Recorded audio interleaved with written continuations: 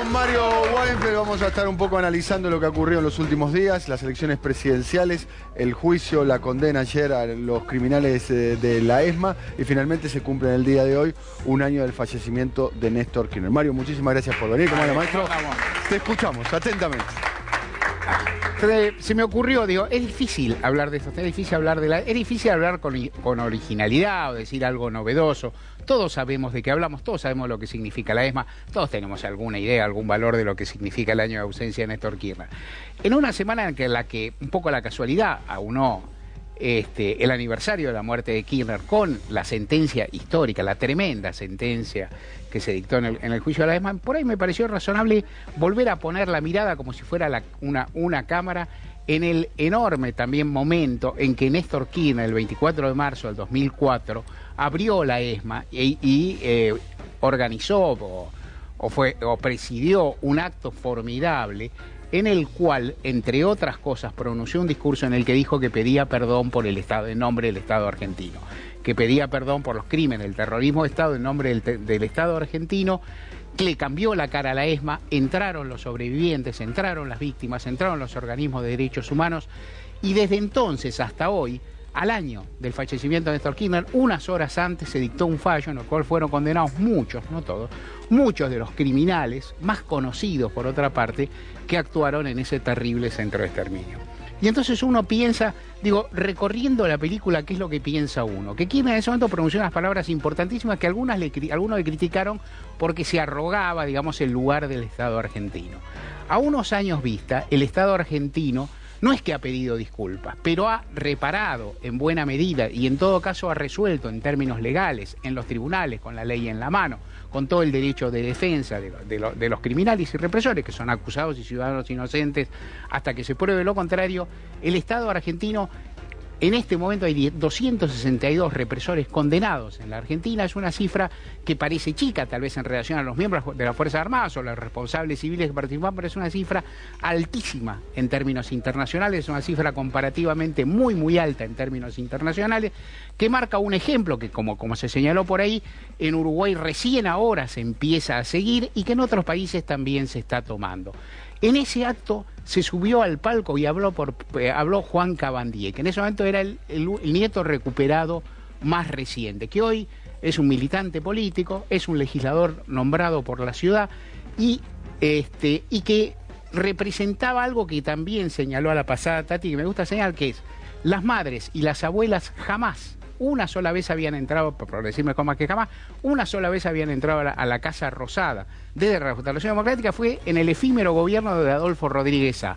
Una vez, no habían entrado nunca más. Desde que está Néstor Kirchner y con la continuidad de Cristina Kirchner, son habitués de la Casa de Gobierno. Es inimaginable un acto de gobierno sin que estén los pañuelos blancos y sin que tengan un lugar absolutamente prioritario. Y entonces uno piensa, ¿qué pasó desde entonces hasta hoy? Y pasó también otra cosa que nos dijo Tati, que es que los sobrevivientes recuperaron la voz.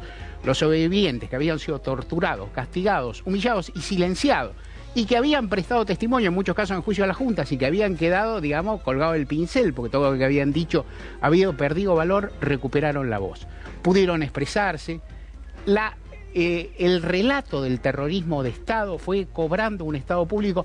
Hay episodios a veces que uno hasta pasa por alto, no recuerda del todo, como podría ser, por ejemplo, Daniel, la serie Montecristo, el teleteatro Montecristo. Claro. O sea, es decir, el teleteatro Montecristo hubiera sido imaginable en el año 87, en el 92, en el 95. Eso marca un tema una marca de conciencia, una capacidad de ampliar las fronteras tremendamente. Y al mismo tiempo, y volviendo a pensar en ese acto, ¿por qué estaba Juan Cabandier ahí?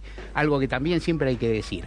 Porque las abuelas habían llevado... ¿Por qué había un nieto recuperado? No por la gestión de Néstor Kirchner ahí, sí por el trabajo incesante, en los momentos más dolorosos, más terribles y de mayor soledad de los organismos de derechos humanos. Ahí hay una confluencia entre el Estado, que se hace cargo de su responsabilidad, el gobernante que se pone al mando, y la larguísima tradición. Y se llega entonces a todo este momento, que es un momento en el cual, insisto, el Estado argentino, lo cual significa el Ejecutivo Nacional, jueces, fiscales, defensores que también cumplen su rol, testigos. Legisladores, me gustaría decir también, que derogaron la ley de... Los legisladores que dictaron la ley, y en general una toma de conciencia que antes nunca había. E insisto, también las víctimas pudieron recuperar la voz, pudieron mostrarse más, son personas que pueden, digamos, que ahora cuentan su historia. Se pudo contar mejor que la mayoría de las víctimas eran militantes, cosa que en algún momento también se socavaba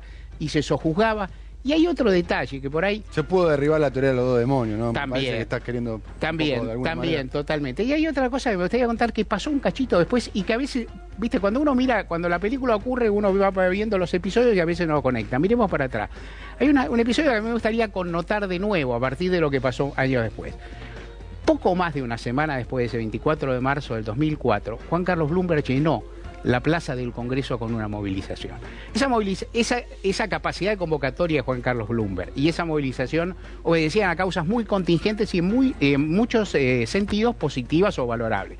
Juan Carlos Bloomberg había pedido un hijo en situaciones dolorosísimas, hacía un reclamo que era básicamente justo, pero también ahí hubo una reacción de la derecha argentina y no se puede ver ese episodio de otra forma.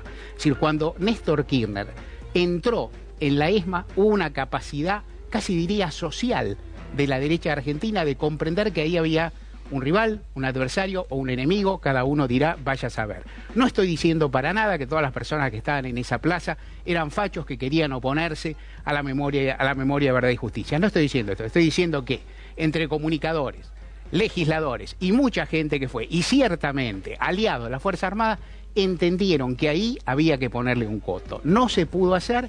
3 años más tarde, con muy otro formato, perdón, no 3 años, 4 años más tarde, 2004 a 2008, con muy otro formato, la derecha argentina volvió a ocupar el espacio público, otra vez, esta vez con el conflicto del campo, para tratar de moverle el piso al gobierno, en este caso de Cristina Kirchner. Lo que quiero decir en definitiva es que si miramos lo que pasó desde que Kirchner hizo una promesa, porque cuando Kirchner dijo perdón en nombre del Estado argentino, el perdón era un discurso formidable, muy importante, pero no estaban los hechos. Ahora en este tiempo ya están los hechos y por eso ayer todos los que vimos creo que tuvimos esa sensación ambivalente que tuvieron más los que vivieron pérdidas más cercanas, que es, por un lado, la satisfacción de que el Estado argentino ha podido hacer eso y por eso la tristeza y el dolor de las víctimas que nunca van a volver. Muchas gracias, Mario, como siempre, muy pero muy interesante. Mario Weinfeld.